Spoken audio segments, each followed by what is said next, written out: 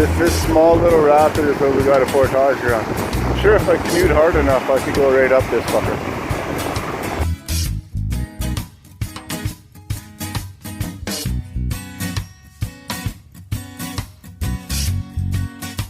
Alright, loading up the canoe. Just finished my first, I think it was 300-meter portage around this waterfall here. And yeah, so now I can continue on my journey till I get to there. It's choppy out now. That wind picked up.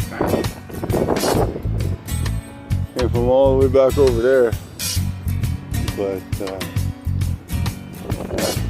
I might find camp soon. Getting pretty windy out.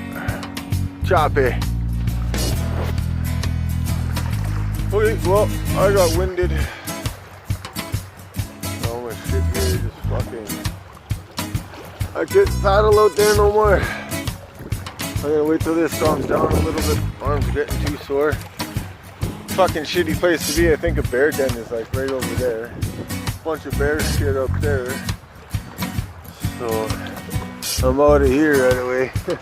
I just gotta wait till this fucking shit calms down so I can paddle. It's crazy right now. Anyways, I'm gonna smoke a joint. Yep.